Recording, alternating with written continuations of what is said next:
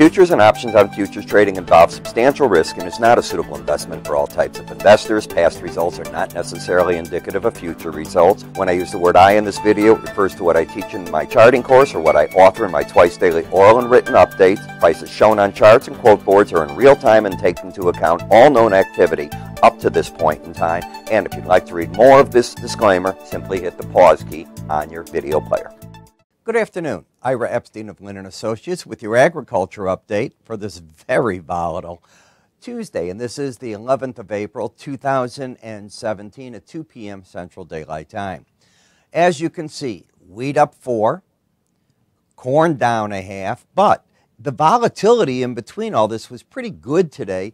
You're seeing massive volatility in the stock indices at this point. Gold up $22, silver up 40 cents, the platinum up $30. So there's plenty going on around the world, just not taking a big toll one way or the other on the grains. A lot of people think that this corn market's stuck in this general 360 area and not going anywhere for a while. Now in the soybean market on a weekly chart, you did get down now to 929 3/4. You've closed now about a dime off that low, but it's certainly no sign that the market's in a turnaround. When you come to a close-only chart, the lowest close we've had is 937 3/4. You're right off of that by about a penny and a half, not doing much one way or the other, and the trend is still what? On a down thrust in that market. As we go to a daily bar chart, you can just see how this market continues to fall down. We were talking just recently that maybe you're going towards the $9 mark in this. Could be what's going on at this point. We had an attempt at a rally yesterday that got hammered today, in fact made the new low for the whole move, did not close sharply lower, ran some stops under those lows, and almost acted a bit like an exhaustion on the downside right there. As we take a look at moving averages, you're under the 18-day moving average of closes in the red, well under the 100-day. Market hasn't even made attempt to rally to either one. And the sideways action, well, is it going to go to the lower Bollinger Band or just sort of drift in here right now? At this point, when I look at the slow stochastics, they're embedded, so it still says rallies are what's being sold in the market. The same exact thing's working in the meal to a degree. Notice how this is starting to point up, and if we go back to soybeans, not the same type of pointing up there. Now, we did manage to squeak out a higher close in this market. So we went down, took out the lowest low, came back, closed higher. If the market gets over 311.5, you might lose that embedded reading, which says we're going back to the 315.20 area. In the soybean oil market, this has taken over the leadership as the weak part of the crush. And as you can see, lower highs, lower lows. I know our firm, we recently sent out one of the price counts on rapeseed, which is tied to the oilseed market, and there's still downside pressure in that market, embedded reading. This is still a very bearish chart until the market gets back over that 18-day average of closes. In the corn market, an attempt at another rally. So here we come back for the upper Bollinger Band. The 100-day average, again, is stymieing the rally as it did right back here. The trend clearly to the upside, higher lows, higher highs, 369.5 looks to be the first key resistance. And in the wheat market, the downtrend was broken. You now have a pattern of lower lows, higher highs, right into the 100-day average in the upper Bollinger Band. I call the downtrend in this market, for the moment at least, negated, but there is not an uptrend at work either. In the sugar market, you do not have the embedded reading, which often leads to price and the 18-day average coming together. I expect that to happen any moment. Doesn't mean it has to, by the way, but it's often what happens when you lose an embedded reading.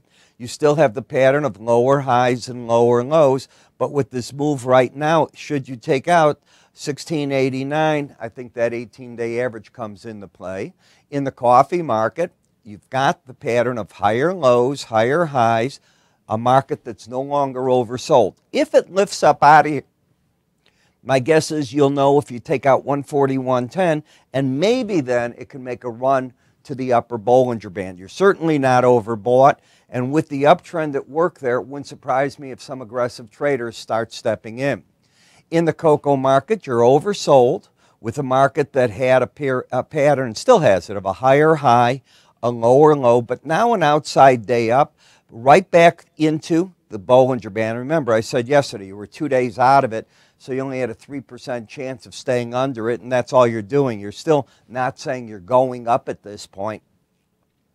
If it should, look for resistance between where you're at and that 18-day average to surface. In the cotton market, another attempt at a rally, got up and over 77.02 and then failed miserably. Still an oversold market that lost its embedded reading, which means price in the 18-day average, I've got it marked down as trying to come together.